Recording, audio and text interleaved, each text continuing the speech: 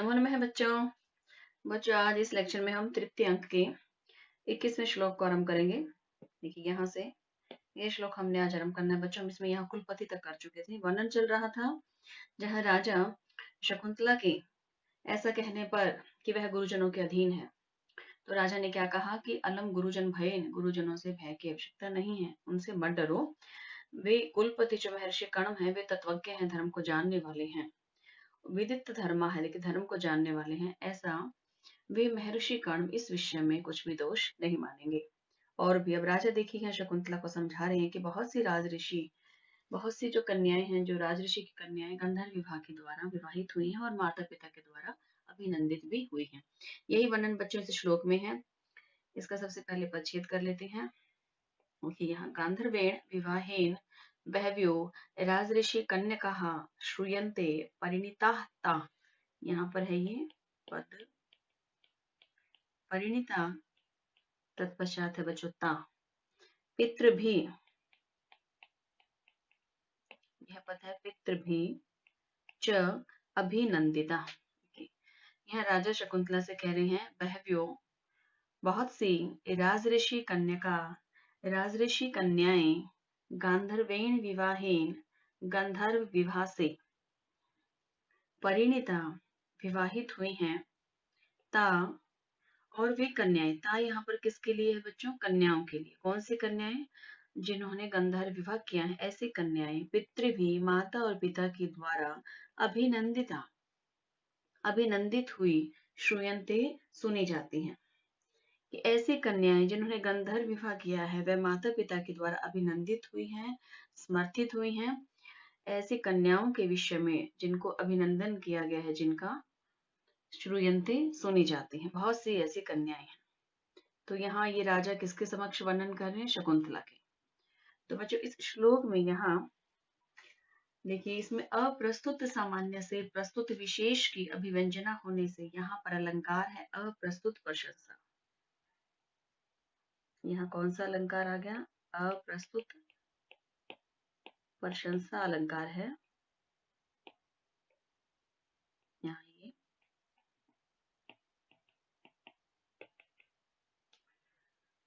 साथ ही बच्चों इस श्लोक में छंद कौन सा है? अनुष्टुप।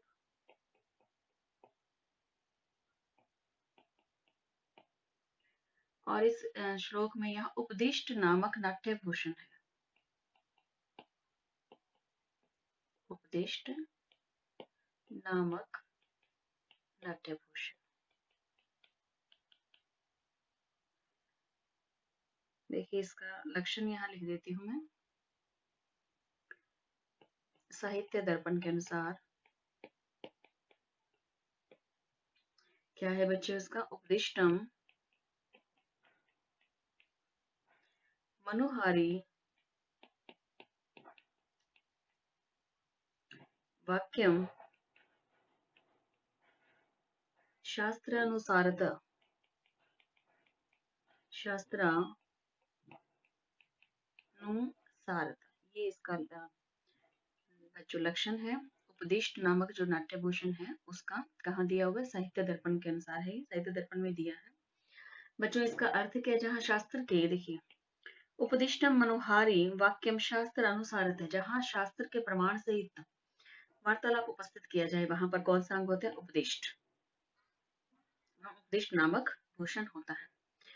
अब बच्चों इस श्लोक में आप देखिए यहाँ वर्णन किया है गंधर्वेण विवाहेन, गंधर्व विवाह के बारे में।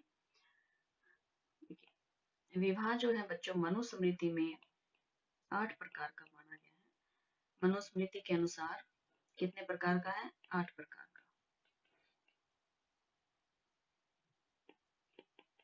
8 प्रकार का विवाह है। देखिए यही लिख देती हूँ मैं इसको।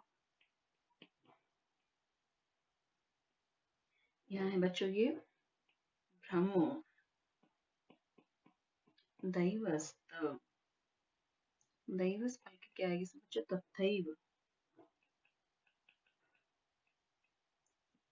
आर्ष प्रजापत्यस्त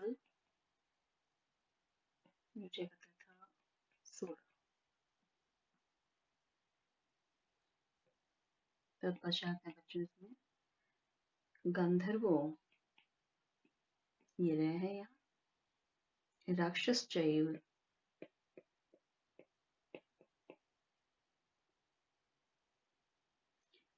पैशाच, ये वह है बच्चों इसमें।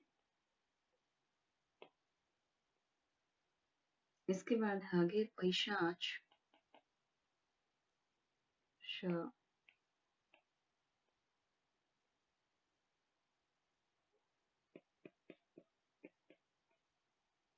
अष्टमो, अधमा, सुरित, ये वर्णन है। ये यहाँ से आरंभ हो गया बच्चों। देखिए इसमें 8 प्रकार के विवाह कौन कौन से हैं। नंबर 1 जो विवाह है बच्चों इसमें क्या है, ब्रह्मो, ये है ब्रह्मो। उसके बाद है बच्चों इसमें जो दूसरा विवाह आता है दैव, तीसरा बच्चों इसमें आर्ष, चौथा प्रजापत्य, इसमें मैं लिखती जाती हूँ। एक जो है ब्रह्मो है, दूसरा क्या है बच्चों दैव, तीसरा क्या है बच्चों इसमें आर्ष, और चौथा है प्रजापत्य। और उसके बाद पांचवा जो आ रहा है वह क्या है बच्चों वर्ण इसमें, ये देखिए आसुर है, ये पांचवा है। इसको मैं यहाँ 5 डाल देती हूँ, आसुर के ऊपर क्या है 5 नंबर है। छठा कौन सा है बच्चों, गंधर्वे, गंधर्व विवाह। इसके पश्चात राक्षस, ये 7वां है। और इसके बाद जो पिशाच है बच्चों, ये है कौन सा है 8वां। देखिए ब्रह्मो, दैव, आर्ष, प्रजापत्य और असुर है, गंधर्व, राक्षस और पिशाच, ये 8 प्रकार के, देखिए क्या अष्टमो अधमा समृत, ये जो 8 प्रकार के विवाह कहे गए हैं। इसमें बच्चों प्रारंभ के जो 4 हैं, देखिए 1, 2, 3 और 4, ये जो 4 है शास्त्र सम्मत है, और 5, 6, 7 और 8 के शास्त्र सम्मत नहीं है। इनमें गंधर्व विवाह भी जो है बाद में शास्त्र सम्मत मान लिया जाता है, इसकी अनुमति मिल जाती है। इसके बाद आगे देखते हैं इसमें। और गंधर्व विवाह के बच्चों इसमें जैसे राजा ने कहा कि बहुत राज ऋषि की कन्याएं सुनी जाती हैं, तो गंधर्व विवाह कैसे प्रभावती का प्रद्युम्न के साथ, आपने उषा का अनिरुद्ध के साथ जैसे जो विवाह है वो सब क्या है गंधर्व विवाह ही है। राजा के इस प्रकार के विवाह जो है सुने जाते हैं। इसके बाद देखते हैं बच्चों इससे आगे, शकुंतला मुंच तावन माम, शकुंतला कह रही है कि मुझे छोड़ दीजिए। भूयोपि सखी जन अनुमानिष्ये, यहाँ ये पूर्ण विराम है, कि मैं फिर पुनः अपनी सखियों से अनुमति लूंगी, मुझे छोड़ दीजिए। राजा भवतुम, ठीक है मोक्षयामी, छोड़ दूंगा। शकुंतला कदा, कब। अब देखिए राजा शकुंतला से क्या कह रहे हैं, जब शकुंतला ने उसे कहा कि कब छोड़ोगे, तो राजा उसका उत्तर देते हुए श्लोक में क्या कहते हैं, देखिए इस श्लोक का सबसे पहले पच्छेद कर लेते हैं बच्चों। अपरीक्षित कोमलस्य यावत, यहाँ क्या है ये पद यावत। उसके पश्चात है बच्चों यहाँ कुसुमस्य, और साथ ही बच्चों ईव नवस्य षटपदीन अध्रस्य पिपासता मयाति सदयम सुंदरी गृहीयते रसो अस्य। यहाँ सबसे पहले बच्चों जो सुंदरी जो पद है इसे सर्वप्रथम प्रयुक्त करेंगे। राजा संबोधन दे रहा है, संबोधन कर रहा है किसे, शकुंतला को। क्या कह रहा है राजा, सुंदरी। राजा ने सुंदरी का संबोधन क्यों किया है, क्योंकि शकुंतला अस्वस्थ है, लेकिन फिर भी वह क्या है सुंदर ही दिखाई दे रही है। राजा क्या कहते हैं, हे सुंदरी।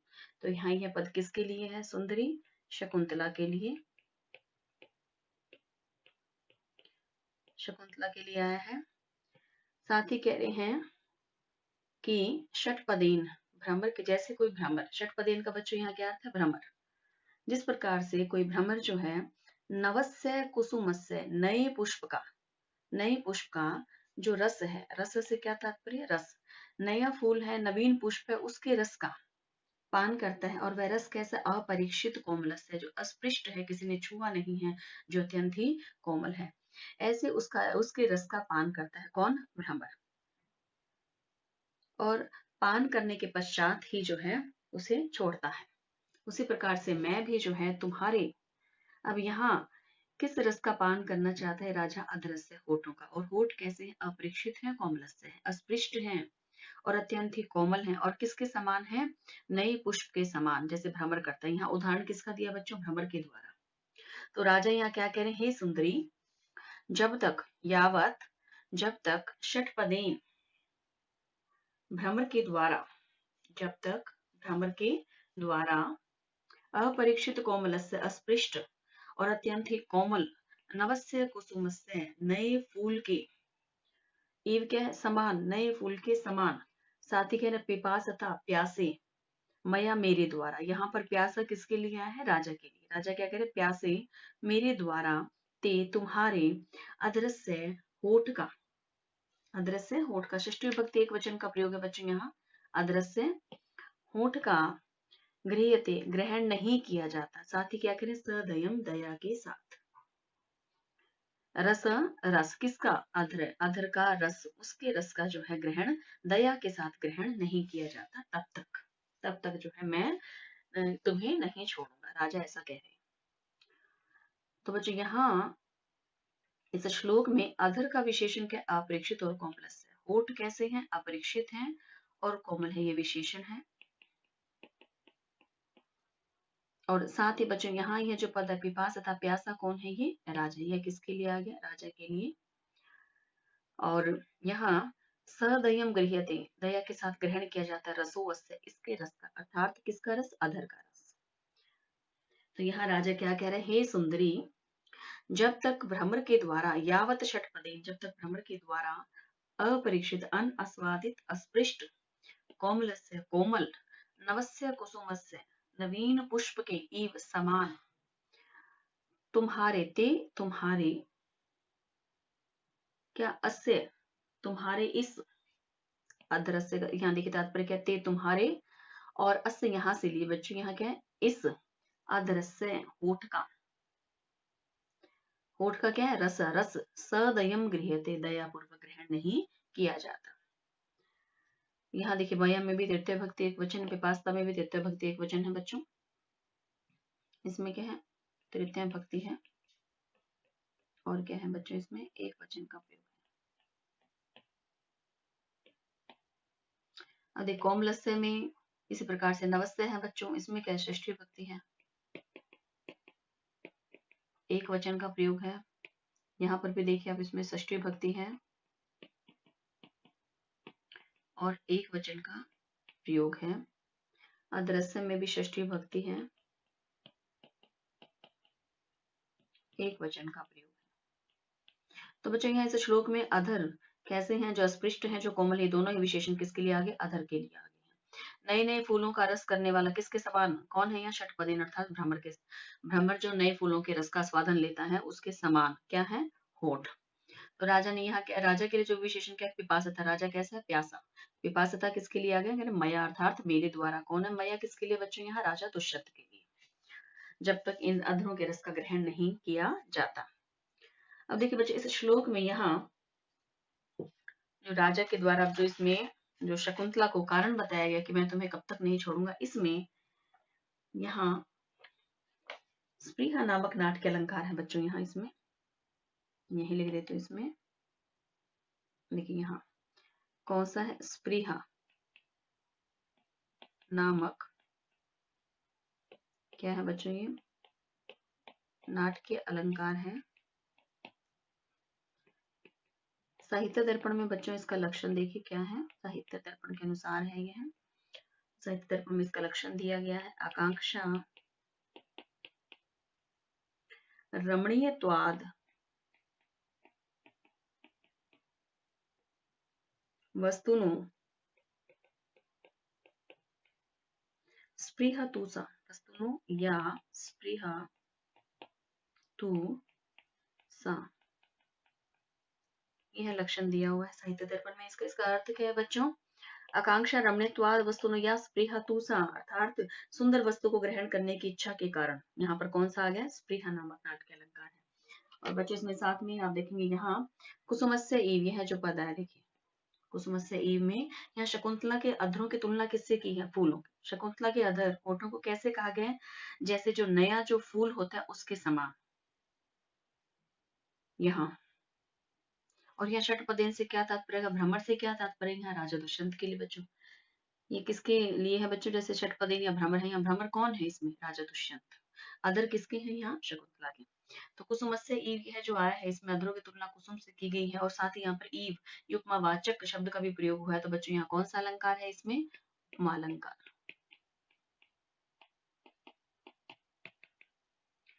और साथ ही बच्चों यहाँ इसमें सहेतिक वर्णन होने से सहेतुक है वर्णन जो किया गया है, तो कौन सा अलंकार आ गया? आप जानते हैं, काव्यलिंग अलंकार।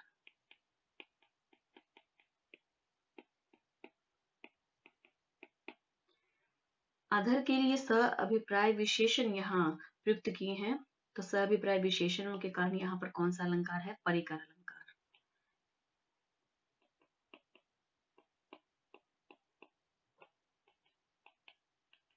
इनमें बच्चों यहाँ से लेकर के यह जो दो पद है इनमें है ये है। और बच्चों इसमें छंद जो आया है कौन सा? माल भारिणी। यहाँ लिख देते हैं, इस श्लोक में छंद कौन सा है बच्चों? माल भारिणी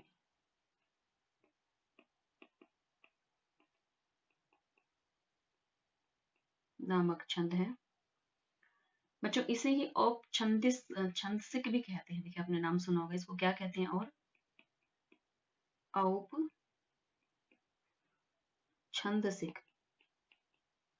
यह भी नाम है। या करके मैं लिख देती हूँ, औपछंदिक छंद एक ही है बच्चों के।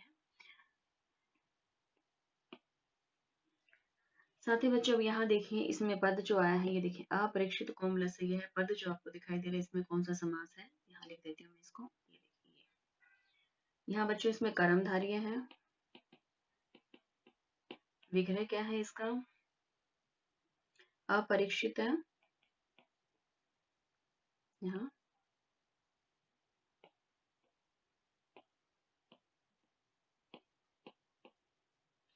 चसौ कोमलश्च, यह है इसमें समास। और कौन सा? कर्मधारय समास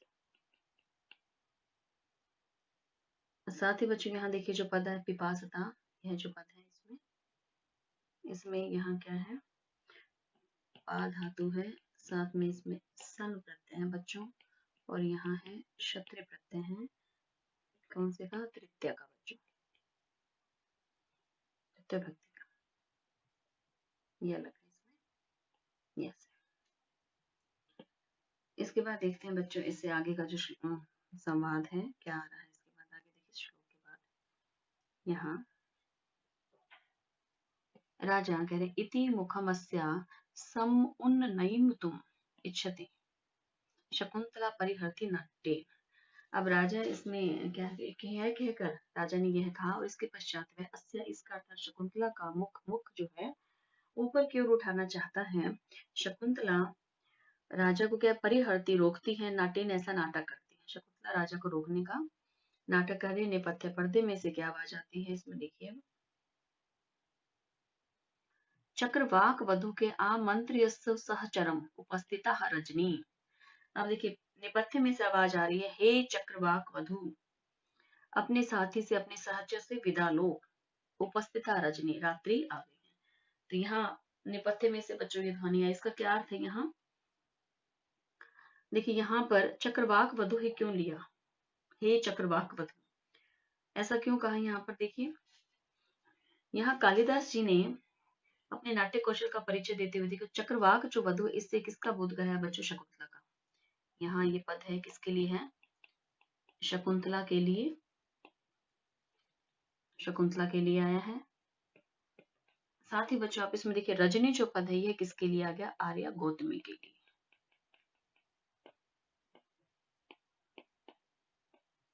गौतमी के लिए आर्य लगाते हैं क्योंकि वह क्या है?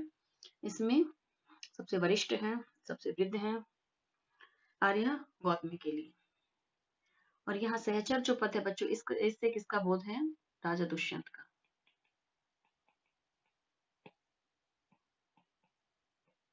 तो यहाँ देखिए कालिदास जी, यहाँ कालिदास जी के लेखनी का चमत्कार देखिए, उनके नाट्य कौशल का देखिए किस तरह से उन्होंने परिचय दिया है कि यहाँ ये पद जो है शकुंतला के लिए है, सहचरम जो है राजा दुष्यंत के लिए, रजनी है आर्या गौतमी के लिए। कैसे?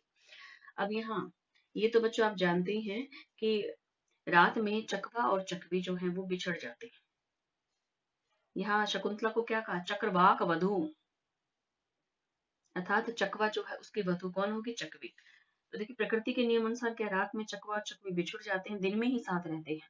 तो यहाँ पर भी रात्रि हो गई है, रात्रि हो गई अर्थात आर्या गौतमी आ गई है, तो इसलिए अब शकुंतला को राजा दुष्यंत से विदाई लेनी होगी। यह पढ़ते हैं, नेपथ्य में से आवाज आ रही है यहाँ।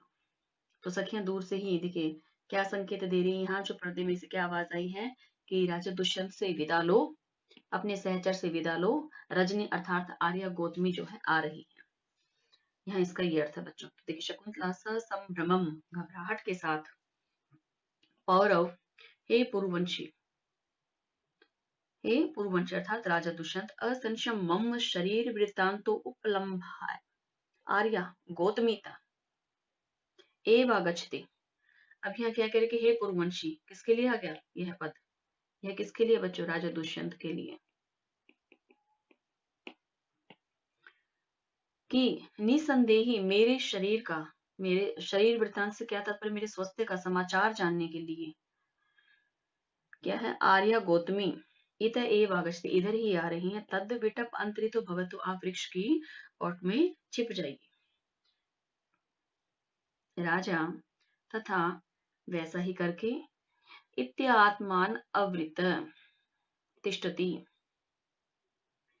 यहाँ क्या तत्पश्चात क्या है, पात्र हाथ में लिए हुए गौतमी का प्रवेश होता है बच्चों। देखिए नीचे है ततः प्रविशति पात्र हस्ता गौतमी सख्यौच।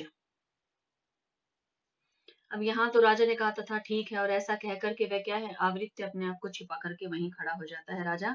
तभी प्रवेश होता है पात्र हाथ में लिए हुए किसका, गौतमी का, और साथ ही दोनों सखियां अनसुईया और प्रियंवदा का। सखियों दोनों सखियां इत इत आर्या गौतमी, इधर से आर्या गौतमी, आर्य गौतमी क्या है, शकुंतलाम उपैक्त्य है, शकुंतला के पास जाकर, जाते अपि लघु संतापानी ते अंगानी, कि कह रहे कि हे पुत्री, जाते से क्या अर्थ है पुत्री, हे पुत्री तुम्हारे शरीर का, तुम्हारे अंगों का संताप थोड़ा लघु हुआ, कम हुआ। शकुंतला आर्य अस्ति में विशेष है, हाँ मुझे कुछ लाभ है। गौतमी अनेन दर्भ उदकेन निराबाधमेव ते शरीरम भविष्यति। अब यहाँ गौतमी क्या कह रहे हैं कि कुशा से युक्त गर्भुदकेन, कुशा से युक्त जल से जो है, ते शरीरम तेरा शरीर निर्बाधा, बाधा से रहित हो जाएगा, पीड़ा से रहित हो जाएगा।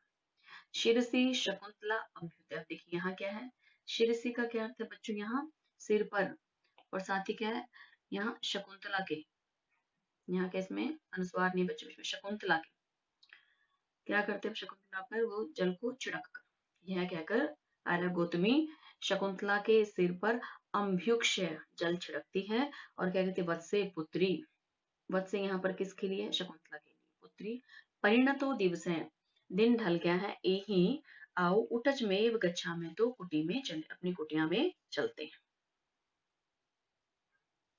इति प्रस्थिता, ऐसा कहकर सबका प्रस्थान। अब शकुंतला आत्मगतम, मन ही मन में, अब शकुंतला या मन ही मन में क्या कह रही है कि हे हृदय, अब यहाँ शकुंतला कह रही कि हे हृदय, हृदय देखिए प्रथम में, यह पद क्या है बच्चों, प्रथम में, पहले ही, सुखोपनीति अर्थात सुख पूर्वक मनोरथ, मिले हुए मनोरथ के क्या है, कातर भावम नय मुंचसी, जब मनोरथ निकट आया तो तूने अपने कायरता के भाव को नहीं छोड़ा। अब ये आत्मगतम है, मन ही मन में शकुंतला कह रही है। यहाँ शकुंतला का मनोरथ क्या है बच्चों, मनोरथ का क्या है यहाँ, राजा दुष्यंत के लिए। शकुंतला का मनोरथ क्या था, राजा दुष्यंत।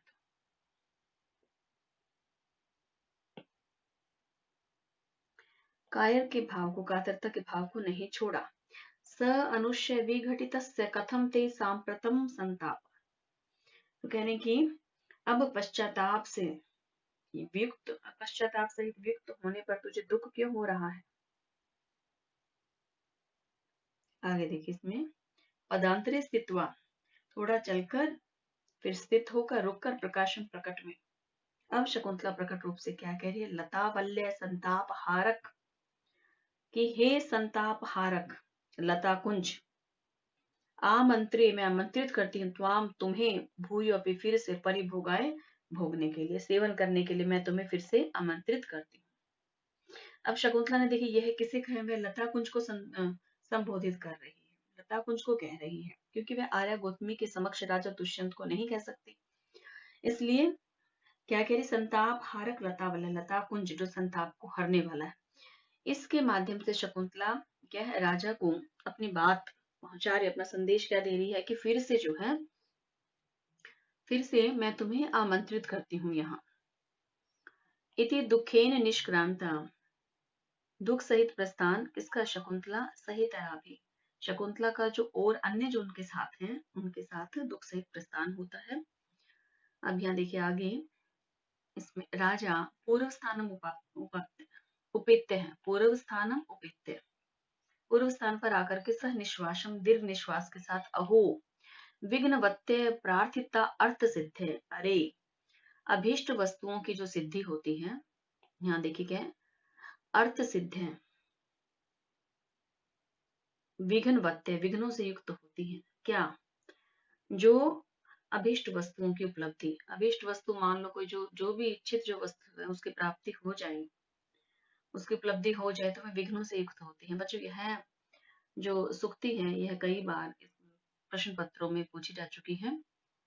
यह किस अंक में से है, तृतीय अंक में से। और यहाँ अभिष्ट वस्तु की उपलब्धि से क्या तात्पर्य, शकुंतला की प्राप्ति होना। विघ्न से युक्त, यहाँ विघ्न किसके लिए है, आर्या गौतमी का आना है, क्या है, विघ्न है। तो कह रहे हैं कि मेरा अभिष्ट तो सिद्ध हो गया, लेकिन क्या है उसमें ये विघ्न आ गया। तो राजा यहाँ क्या सोच रहे हैं, अभिष्ट वस्तुओं की उपलब्धि क्या होती है, विघ्नों से ही युक्त होती है, मया ही, क्योंकि मेरे द्वारा ही। अब यहाँ राजा जो सोच रहे हैं बच्चों, उसका वर्णन ये आगे का श्लोक है। देखिए इसके एक चरण यहाँ ये रहा बच्चों, दूसरा ये नीचे है, ये चरण 23वां श्लोक है। अब इसमें यहाँ शकुंतला के चले जाने पर राजा क्या है, एकांकी हो जाते हैं, और वो अब क्या स्मरण कर रहे हैं। देखिए पहले ही हम इसका प्रथम चरण ले लेते हैं, इसका पदच्छेद कर लेते हैं बच्चों। यहाँ देखिए क्या है, मुहु, यह पद है, मुहु अंगुली संवृता अधरोष्टम प्रतिषेध अक्षर विकल्प अभिराम। यहाँ से क्या है ये पद, अभिराम, और यहाँ ये बच्चे विकल्प है, और यहाँ प्रतिषेध है, यह क्या है, प्रतिषेध, और इसके बाद आगे क्या है बच्चों, अक्षर, प्रतिषेध अक्षर। एक साथ इनमें अगर संधि करेंगे बच्चों तो क्या प्रतिषेध अक्षर हो जाएगा। तो बच्चों अब देखिए इसमें वर्णन अब क्या आ रहा है, यहाँ प्रतिषेध अक्षर ही तो है, इनका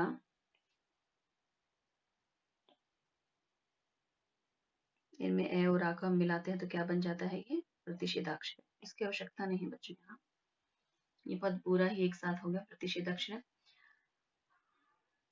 मुझे इस श्लोक में यहाँ प्रथम जो चरण है इसमें देखिए क्या है, मुंह बार बार, अंगुली संवृता, अंगुलियों के द्वारा, संवृता ढक लिए जाने पर, अदृष्ट मीन्स अदृष्ट वाली। शकुंतला ने क्या किया, बार बार अंगुलियों के द्वारा, संवृता अदृष्ट अर्थात अपनी अंगुलियों के द्वारा ढके गए अदृष्ट वाले। साथ ही देखिए क्या है, प्रतिषेध अक्षर विकल्प अभिरामम, अर्थात प्रतिषेध का क्या अर्थ होता है बच्चों, रोकना। अक्षर से अक्षर जो शकुंतला जो उस समय बोल रही थी वह क्या, निषेध अक्षरों के। विकल्प का क्या अर्थ है, यहाँ अस्पष्ट उच्चारण के कारण, अभिराम मीन्स क्या, सुंदर, कि निषेध अक्षरों के कारण, प्रतिषेध अक्षरों के विकल्प अर्थात अस्पष्ट उच्चारण के कारण, अभिरामम सुंदर, सुंदर। अब यहाँ देखिए इसमें एक यह पद है बच्चों इसके अंदर, और एक दूसरा ही है। अब यह है इस दूसरे चरण के साथ यहाँ जुड़ा हुआ है, इसका क्या अर्थ देखिए, यह पद है मुखम अंश विवृति पक्षम, यहाँ क्या है बच्चों, ये पक्षमलाक्ष्या पद है, कथम अपि उन्नमितम न चुंबितम तो, यह पद। अब देखिए इसमें सबसे पहले हम यह पद लेते हैं, किसके लिए, शकुंतला के लिए आया है। पक्षमलाक्ष्या, इसका क्या अर्थ, सुंदर पलकों से युक्त नेत्रों वाली, जिसके नेत्र कैसे हैं, सुंदर पलकों से युक्त, ऐसे कौन है, शकुंतला। तो ऐसे सुंदर पलक से युक्त नेत्रों वाली शकुंतला का मुखम, मुख जो है देखिए अंशों विवृति, मुख को मोड़ रही है शकुंतला, अपने मुख को कहाँ कर रही है, कंधे की ओर। कथम अपि, किसी प्रकार से भी उन्नमितम, उठाया तो गया, न चुंबितम, तो लेकिन चूमा नहीं गया। तो राजा यहाँ क्या कह रहे हैं, उसका मुख कैसा है। सबसे पहले इसमें विशेषण दे दिया, सुंदर पलकों से युक्त नेत्रों वाली। ऐसी कौन है, शकुंतला का। ऐसी शकुंतला का मुख जो कि कहा अंश विवृति, जो क्या है कंधे की ओर मोड़ रही थी। जिसे अंश क्या होता है, अंशों क्या होता है बच्चों, कंधे की ओर। विवृति मीन्स मोड़ना। कौन मोड़ रही थी, शकुंतला। तो राजा कह रहे हैं कि ऐसे मुख को उठाया तो गया, उन्नमितम का अर्थ क्या, ऊपर उठाना, लेकिन न चुंबितम, तो लेकिन चुमा नहीं गया। अब देखिए इसमें जो प्रथम पंक्ति है, इसको साथ लेते हैं। यहाँ मुख था कैसा, शकुंतला का मुख कैसा है, उसके लिए बच्चों ये दो पद हैं इसमें शुरू में, कि बार बार अंगुलियों के द्वारा ढके गए अदृष्ट वाला। ऐसा क्या है, मुख है किसका, शकुंतला का। दूसरा, निषेध अक्षरों के अस्पष्ट उच्चारण के कारण सुंदर, क्या है, मुख। ऐसा मुख किसका, शकुंतला का। तो ये जो बच्चों इसमें यह दोनों ही पद, एक यह और एक ये, देखिए एक यह पद है बच्चों और एक ये, दोनों ही पद जो है इस किसके हैं, मुख के विशेषण है। इसके विशेषण हो गए दोनों मुखम, इस पद के दोनों क्या है, विशेषण है।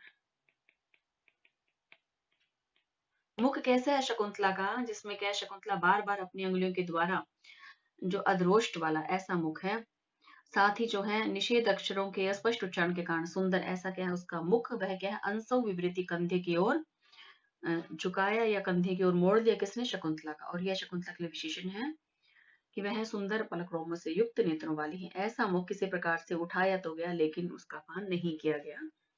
यहाँ क्या कह रही है राजा, किससे कह रहे हैं बच्चों, यह आत्मगतम है, यह अपने आप से ही बात कर रहे हैं, क्योंकि शकुंतला अब यहाँ से प्रस्थान कर चुकी है। तो बच्चों इस श्लोक में अधरोष्टम में देखिए अधर और रोष्ट, यहाँ दो पद हैं। इसमें अधर और दोनों एक अर्थ के ही घोतक है बच्चों। यहाँ पर तो अलंकार यहाँ कौन सा हो गया, पुनरुक्त मदाभास अलंकार है। यहाँ देखिए यह पद है, देखिए यहाँ आया हुआ है, देखिए अधर और ओष्ठ। यहाँ इस पद में है, अधरोष्ट में कौन सा अलंकार आ गया, यहाँ पुनरुक्त।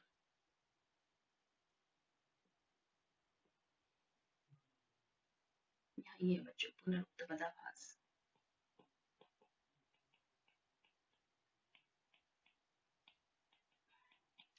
अलंकार है।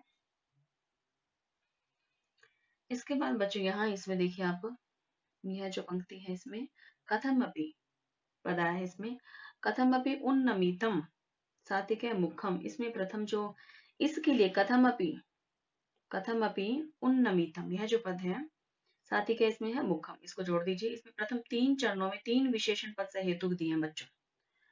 ऊपर उठाया गया जो मुख था वह कैसा, मुख के लिए विशेषण दे दिए। देखिए एक यह विशेषण दिया, दूसरा यह भी दिया, साथ ही यहाँ तीन चरणों में विशेषण दिए हैं। मुख कैसा है, साथ ही देखिए पक्षम लक्ष्य भी तो है, सुंदर पलकों से युक्त नेत्रों वाले, ऐसे कौन, शकुंतला का मुख ही तो है बच्चों यह भी। तो यहाँ क्या है, इसमें जो विशेषण पद दिए हैं, सहेतुक दिए हैं, तो यहाँ पर कौन सा अलंकार है, इसमें काव्यलिंग अलंकार।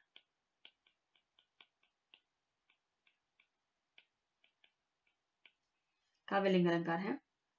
और यहाँ इस श्लोक में नायिका की लज्जाशीलता का स्वाभाविक वर्णन हुआ है। शकुंतला बार बार अपने मुख को कंधे की ओर मोड़ रही है, तो यहाँ क्या है, इसमें कौन सा अलंकार आ गया, स्वभावोक्ति। इसमें अलंकार है बच्चों, यहाँ यह क्या है, स्वभावोक्ति अलंकार है इसमें। और यहाँ छंद कौन सा है बच्चों, इसमें माल भारिणी नामक छंद है, माल भारिणी नामक छंद का प्रयोग है। इस श्लोक में बच्चों पश्चाताप नामक नाटक अलंकार भी है, यहाँ लिख देते हैं इसे, पश्चाताप नामक नाट्य अलंकार है।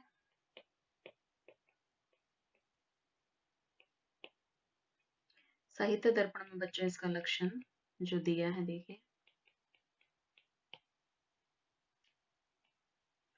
इसमें क्या है, मुहाद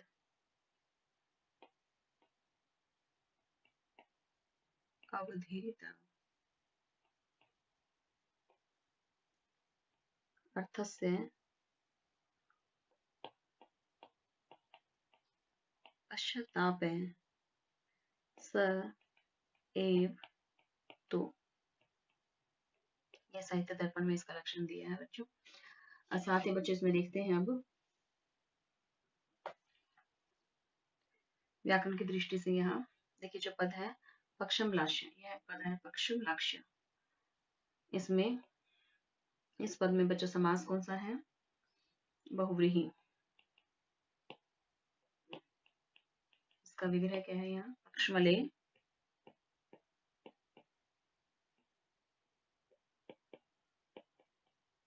अक्षिणी यस्य सा।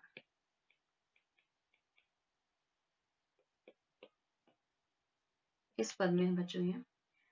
और साथ ही बच्चों इसमें आप देखिए यहाँ अंगुली संवृत अधरोष्टम, यह पद आया है। देखिए यह है बच्चों अंगुली संवृत, साथ में क्या है? अधरोष्टम। इसमें कौन सा समास है बच्चों? यहाँ पर बहुव्रीहि इस पद में है। यहाँ से लेकर के अंगुली और यहाँ तक इसमें है बच्चों यहाँ समास है बहुव्रीहि। इसका विग्रह मैं लिख देती हूँ बच्चों यही अंगुली भी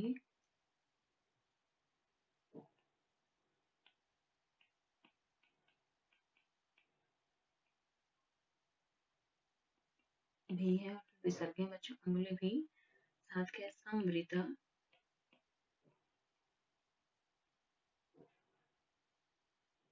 अधरोष्ट संवृत है अधरोष्ट यस्मिन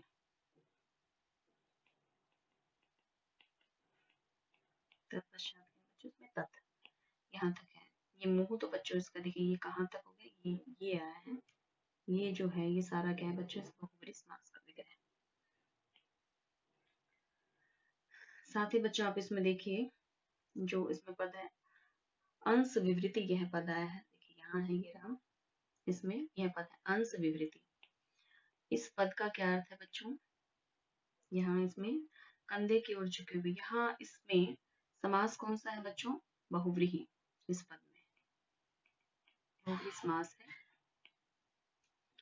इसका विग्रह क्या है?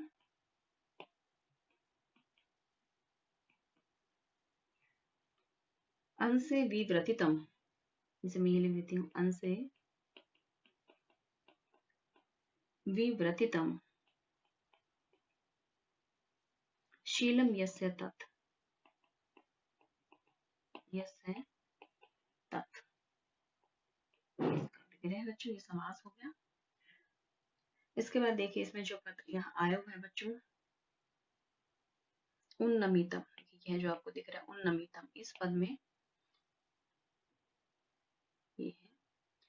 इस उन्नमितम पद में बच्चों यहाँ उत है प्लस इसमें क्या आ जाएगा? अयंत, और साथ में इसमें बच्चों नम है और कौन सा? त प्रत्यय है। तो इसके बाद देखते हैं बच्चों आगे। यहाँ कब नु खलु संप्रति गच्छामि। अब राजा क्या करे कि अब मैं कहाँ जाऊं? संप्रति अब, गच्छामि होता है जाऊं, कब कहाँ, अब मैं कहाँ जाऊं? अथवा इह एव प्रिया परिभुक्तम उक्ते लता वल्ले मुहूर्तम स्थास्यामि। अथवा मैं यही प्रिया के द्वारा भोग किए गए और छोड़े गए इस लता वल्ले लता मंडप में ही मुहूर्तम थोड़ी देर के लिए स्थास्यामि बैठूंगा। सर्वतो अवलोक्य सब ओर देखकर। अब देखिए यहाँ से ये श्लोक है बच्चों, ये 4 चरणों का। इस श्लोक में यहाँ वर्णन क्या है? शकुंतला के चले जाने पर राजा लता कुंज में ही रहता है और वहीं पर शकुंतला के द्वारा भोगी गई जो वस्तुएं उनसे अपना जो मन बहलाता है। तो यहाँ जो भोगी गई वस्तुएं कौन कौन सी हैं शकुंतला की, उनका वर्णन इस श्लोक में है। तो बच्चों इसके हम पदच्छेद कर लेते हैं। तस्या पुष्पमयी शरीर लुलिता शय्या शिलायाम इयम क्लांतो मनमथ लेख एष नलिनी पत्रे नखई अर्पिता। यह क्या है यहाँ पद? ये नखई अर्पितः हस्तात् भ्रष्टम इदम बिसाभरण, देखिए कि बिस है बच्चों यहाँ पर, बिस आभरणम इति आसज्य मानेक्षणो। इसके बाद क्या कह रहे हैं आगे, निर्गंतुम, यह जो पद है, निर्गंतुम सहसा न वेतस गृहात शक्नोमि शून्यादपि। अब बच्चों यहाँ ये पद क्या है, वेतस गृहात है, पंचमी भक्ति है, वेतस गृहात, और तत्पश्चात है बच्चों इसमें शक्नोमि, यहाँ ये पद है, ये क्या है, शक्नोमि है।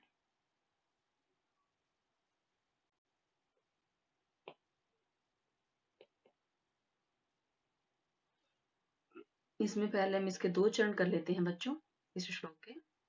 देखिए, अब राजा यह शकुंतला के द्वारा उपभोग की गई वस्तुओं के और देख रहे हैं राजा इसमें अब क्या कह रहे हैं, देखिए कि तस्या अर्थात उस शकुंतला के द्वारा पुष्पमयी फूलों की शैया, जो शैया, और साथ ही यहाँ क्या करें, इयम शिलाला, यहाँ क्या है बच्चों, इसमें पद क्या है, इयम, इससे यहाँ पहले क्या है, शिला या।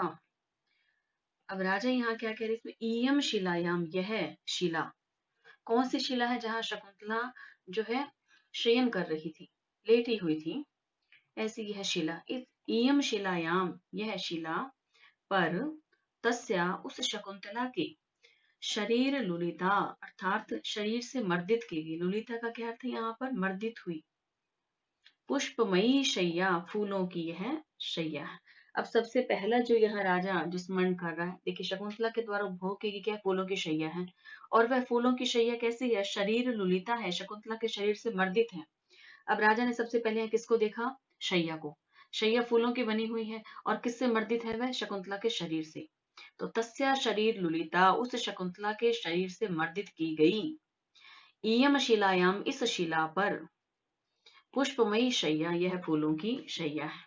तो सबसे पहला यहाँ क्या है बच्चों, ये सबसे पहला जो राजा को जो यहाँ उपभोग की वस्तु जो दिखाई देती है वह सबसे पहली है यहाँ पर, कौन सी है, पुष्पमयी शैया। अब इसके बाद आगे देखते हैं, आगे राजा कह रहे क्लांतो अर्थात मुरझाया हुआ, मनमत काम का, लेख, यह लेख अर्थात जो परिणय पत्र शकुंतला लिख रही थी वह, एश यह, नलिनी पत्रे कमलिनी के पत्ते पर, नखई अर्पित है, नाखूनों से क्या है, कुरेदा गया, नाखूनों से लिखा गया।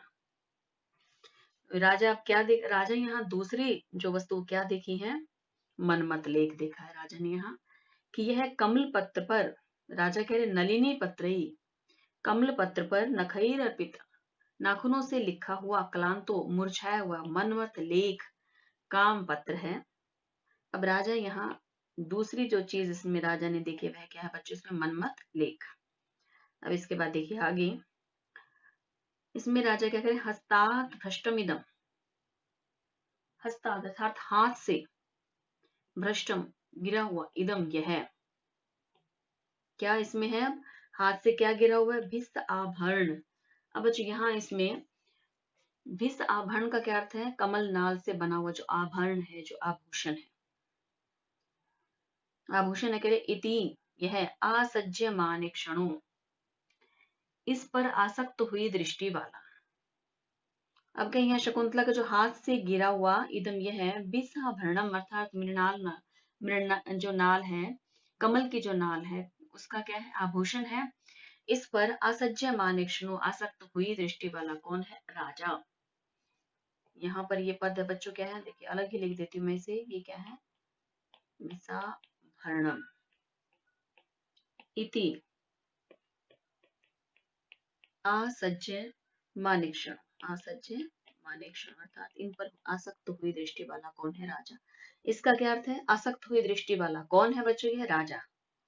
और हाथ से भ्रष्टम क्या गिरा हुआ है, इदम भिसाभरणम, यह कमल नाल का आभूषण, किसके हाथ से गिरे, शकुंतला के, जो शकुंतला ने अपने हाथ पर पहना हुआ था वह यही गिरा हुआ है। तो यह तीसरा यहाँ कारण आ गया, कमल नाल का आभूषण जो शकुंतला ने पहना हुआ था, इस पर क्या है, आसक्त हुई दृष्टि वाला कौन है, आसक्त हुई दृष्टि वाला बच्चों इसमें राजा। राजा क्या करे, निर्गंतुम निकलने में, देखिए बच्चों यहाँ पर निर क्या है, आगे इसमें अवयव लगा हुआ है, निर अवयव है, साथ में धातु कौन सी, गम है, और यहाँ प्रत्यय कौन सा है बच्चों इसमें? तुमुन। कह रहे कि गंतुम जाने के लिए, निर्रहित अर्थात बाहर निकलने में। निर्गंतुम का क्या अर्थ है? बाहर जाना, सहसा, अचानक, अचानक से बाहर जाने में न नहीं, शक्नोमी समर्थ हूँ। शक्नोमी का क्या अर्थ है बच्चों? समर्थ हूँ। अब राजा जो है अपने आप को इससे अचानक बाहर निकालने में समर्थ नहीं है। कहाँ से? वेतस गृहात। इस वेतस गृहात का क्या अर्थ है बच्चों? यहाँ लता कुंज से। अब देखिए यहाँ अचानक से निकलने में, कहा? इस वेतस गृहात से, इस लता कुंज से अचानक से निकलने में मैं न शक्नोमी समर्थ नहीं हूँ। शून्याद अपि अर्थात शून्य भी। देखिए बच्चों यहाँ इसमें आसज्य से यहाँ से जो है ये राजा के लिए आगे, इससे पूर्व में तो तीन जो उपभोग की हुई जो वस्तुएं हैं राजा को, उन्हीं का जो है यहाँ राजा स्मरण कर रहा है। इसके पश्चात करके इन पर ही आसक्त हुई दृष्टि वाला मैं, शून्यादपि सुने भी, इस वेतस गृहात, इस लता मंडप से, सहसा निर्गंतुम अचानक से निकलने में न शक्नोमी समर्थ नहीं हूँ। ऐसा कौन कह रहे हैं? राजा की अचानक से मैं यहाँ से बाहर जाने में समर्थ नहीं। तो बच्चों यहाँ पर राजा को शकुंतला के द्वारा उपभोग की हुई वस्तुओं को राजा देख रहा है, उनमें ही उसकी दृष्टि आसक्त है और अपने आप को, स्वयं को जो है इस लता मंडप से बाहर निकलने में, बाहर जाने में राजा अपने आप को समर्थ नहीं पा रहा है। तो यहाँ यह जो पद आया है बच्चों इसमें निर्गंतुम, निर्गंतुम सहसा न शक्नोमी, इसका कारण क्या है बच्चों? असज्जमानेक्षणु, आसक्त हुई दृष्टि है इसलिए बाहर नहीं जा रहे राजा। तो यहाँ इस श्लोक में पदार्थ हेतुक है, तो अलंकार कौन सा हो गया? यहाँ काव्यलिंग।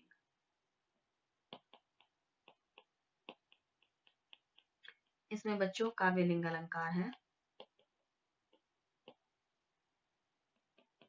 साथ ही बच्चों यहाँ शकुंतला लता गृह में नहीं है, लता कुंज में शकुंतला नहीं है, लेकिन न रहने पर भी, न रहने रूप कारण के होते हुए भी राजा का निर्गमन रूपी कार्य नहीं हो रहा है। तो यहाँ पर कार्य अन उत्पत्ति से कौन सा अलंकार हो गया? विशेषोक्ति।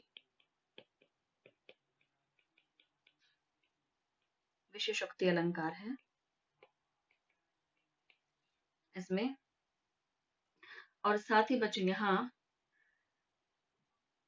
बाधक जो प्रमाण है, देखिए कैसे साधक और जो बाधक जो प्रमाणों का अभाव है, उसके कारण यहाँ पर बच्चों संधि अलंकार भी है।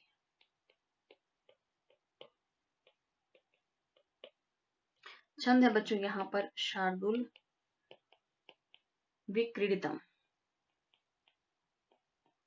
यह छंद है इसमें। क्यों है बच्चों? अब देखिए यहाँ पर ये विशेषोक्ति अलंकार तो है ही, क्योंकि क्या है इसमें कारण के होते हुए भी राजा का निर्गमन रूपी कार्य नहीं हो रहा, तो विशेषोक्ति अलंकार हो गया। इसी प्रकार से देखिए अब निर्गमन रूपी कार्य का कारण न होने पर भी कार्य हो रहा है, तो यह कौन सा अलंकार है बच्चों? इसमें विभावना।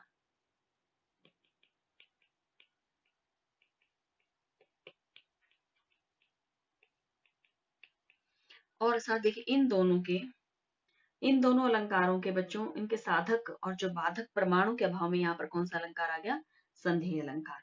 छंद इसमें कौन सा है? शार्दुल विक्रीडित, इसमें छंद है। अब देखते हैं बच्चों इसमें व्याकरण की दृष्टि से और देख लेते हैं। यहाँ देखिए इसमें पद आया है असज्य, ये पद है असज्य माने क्षणों। इस पद में यहाँ कौन सा समास है बच्चों? इसमें बहुव्रीहि समास है। यहाँ इस पद में है, इसका विग्रह क्या है? असज्य माने, असज्य माने, इसके पश्चात है बच्चों इक्षणे यस्य, ये हो गया इसका बहुव्रीहि समास में इस पद का जो है विग्रह। साथ ही बच्चों यहाँ पर देखिए पुष्पमयी पद भी आया है। कहाँ? इसमें देखते हैं कि इसमें क्या कह रहे हैं? पुष्पमयी जो फूलों की जो सज्जा है, देखिए यह पद है। इस पद में बच्चों यहाँ पुष्प, साथ में प्रत्यय है मैयट और गे, यह इसमें प्रत्यय। इसके बाद देखते हैं बच्चों इससे आगे, राजा आकाश की ओर देख करके, अब राजा आकाश की ओर देख रहे हैं।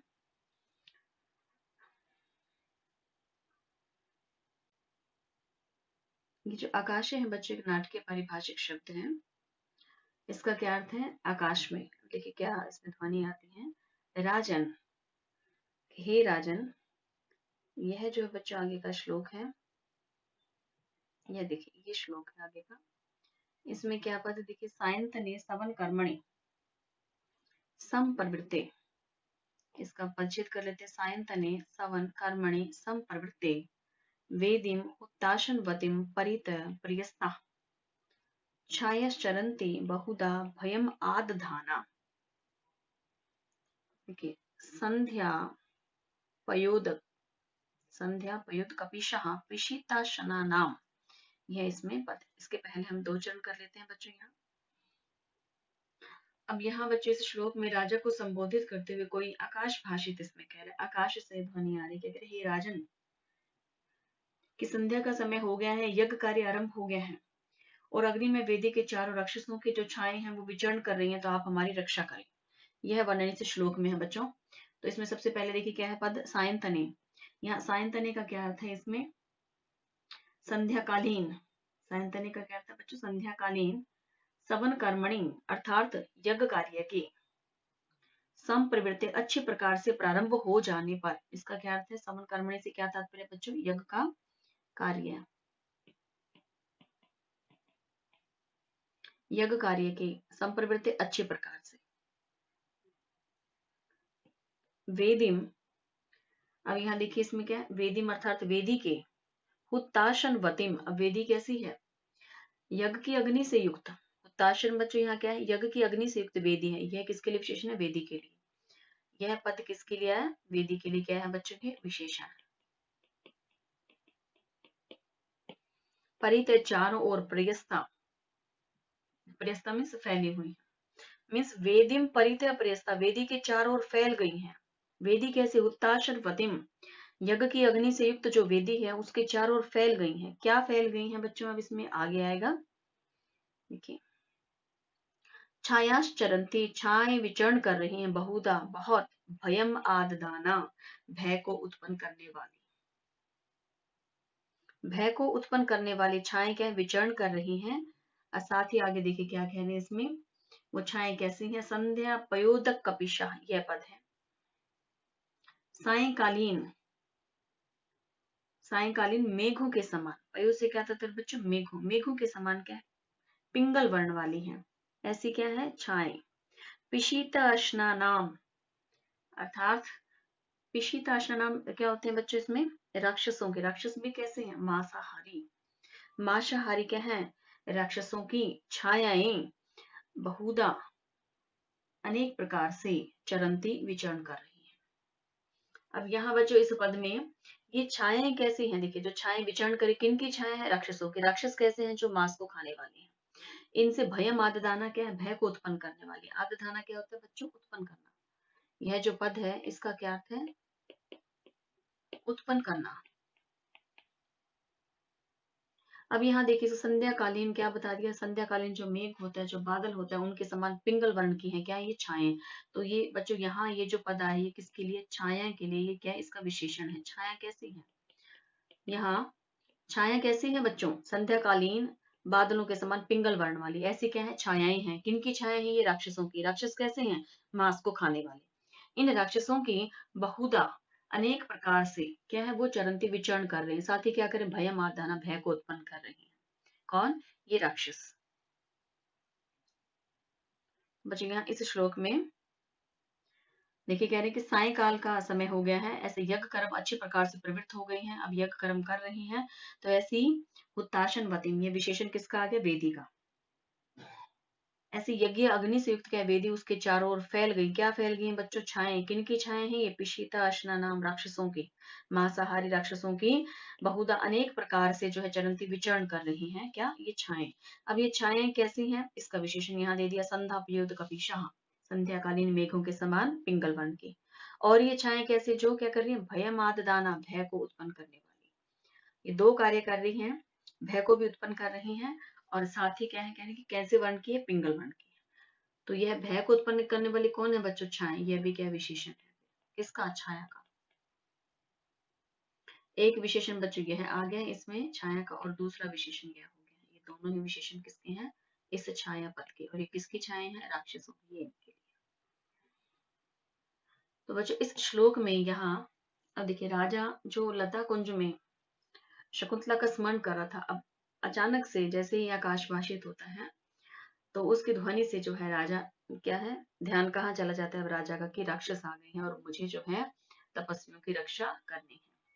तो इसमें राजा को संबोधित किया है, कोई आकाश भाषित कह रहा है इसमें कि राजन, संध्या के समय यज्ञ कार्य के आरंभ होने पर प्रज्वलित अग्निमय वेदी के चारों राक्षसों की भय उत्पन्न करने वाली अनेक छाए विचरण कर रही हैं।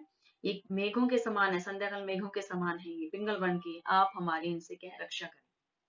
तो बच्चों यहाँ संध्या पयोदक दिशा में क्या है, ये जो पद है इसमें, यहाँ इसमें छाया क्या उपमेय है, उपमान क्या है, मेघ, और साधारण धर्म यहाँ पर क्या, कपिश वर्णत्व। तो यहाँ पर देखिए केवल इसमें ईव और या वक्त जो है ऐसा पद नहीं दिया है, लेकिन यह कौन सा अलंकार है बच्चों, इसमें वाचक लुप्त, वाचक लुप्ता है, उपमा अलंकार का यहाँ प्रयोग है। यह है तो सही, वाचक नहीं, वाचक का क्या अर्थ होता है बच्चों इसमें? ईव नहीं है यहाँ, ये देखिए ईव नहीं है बच्चों इसमें, साथ ही यहाँ पर वत नहीं, इस प्रकार का जो वाचक है वो नहीं है, वाचक नहीं है। तो भी यहाँ पर कौन सा अलंकार है बच्चों, यहाँ उपमा, उपमा अलंकार है। इसमें छाया, उपमेय, मेघ, उपमान और कपिश वर्णत्व जो है वो क्या है इसमें, साधारण धर्म।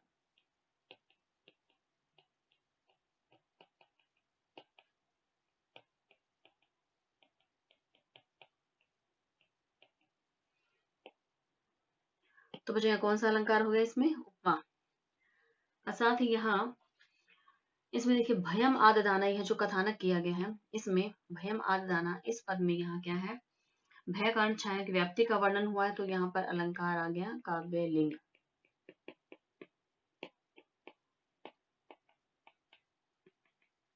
काव्य लिंग अलंकार का प्रयोग है। और बच्चों यहाँ पर रस भी आ रहा है, कौन सा है, भयानक रस।